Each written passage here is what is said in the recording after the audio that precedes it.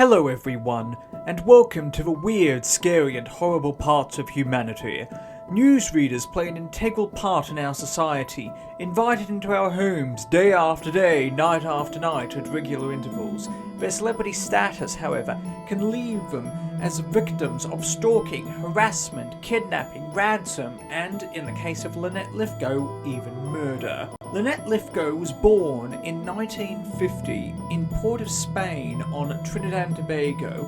Her first media job was with Radio Television Brunei, the state broadcaster in Brunei in the 1970s.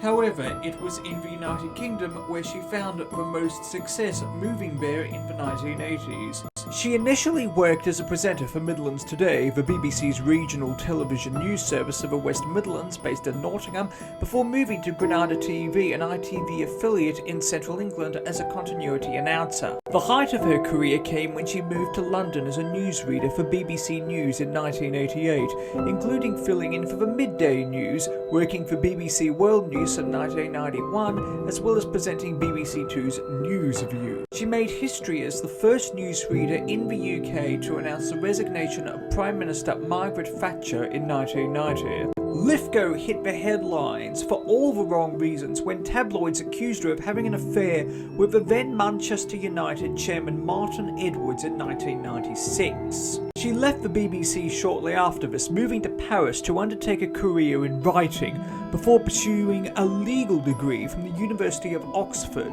Lithgow married Dominic Pearson in 1998 and then joined CNBC Asia as a presenter in Singapore. In December 2001, Lithgow and her mother, who lived in Toronto, Canada, as well as other family members, went on holiday to Port of Spain to celebrate Christmas.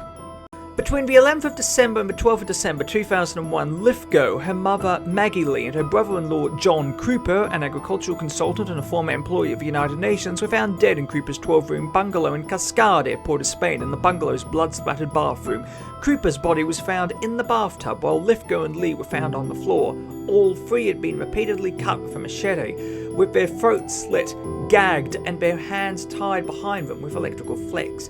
Detectives described the killings as the worst they had ever seen. Despite no sign of forced entry, it was evident that robbery was the most likely motive, with jewellery, a television, a radio, and Cooper's car all stolen. The bodies were discovered by the house's maid on the 13th of December, and therefore an exact time and date of death could never be established. However, it didn't take too long for the police to find out who the killers were, after an individual was caught on security camera utilising Cooper's stolen debit card at an ATM.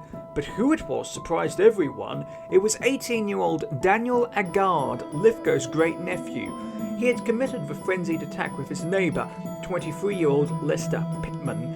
Agard claimed that he had been set up by the police, blaming the murders on a mystery man named Kujoa, but police were unable to find anyone matching that name or description.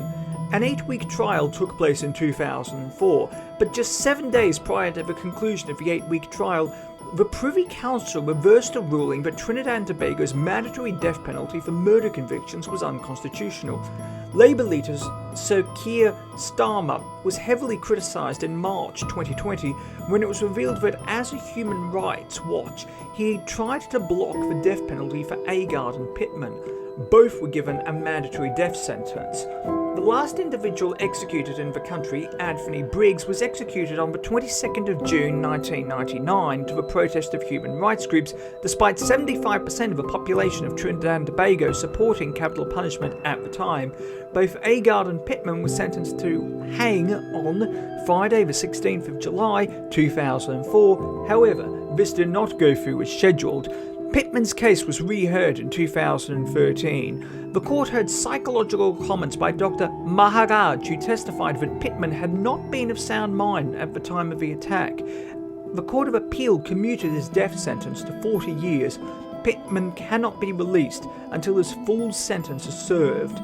Agard appealed against his convictions in 2013 with a retrial ordered. He was again sentenced to death in September 2013. He re-appealed his sentence in July 2019 reiterating that police had set him up, with evidence allegedly set up against him by John Cooper's wife, Angela Cooper, a former independent senator in the Parliament of Trinidad and Tobago and former Assistant Secretary General and Deputy Executive Director of the United Nations Environment Programme, who had died in 2012. With his appeal unsuccessful, he remains on death row. Lithgow remains fondly remembered by colleagues, with former ITV News at 10 newsreader Sir Trevor MacDonald, himself from Trindad and Tobago, noting she was such a charming person and so gentle, the complete opposite to the way she died.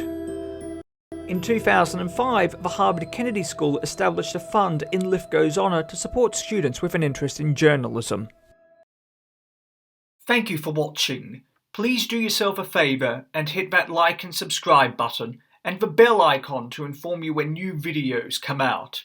It helps more than you know, and your support is truly appreciated. Until next time, stay awesome, stay classy, and be kind to everyone you meet, and have an amazing day.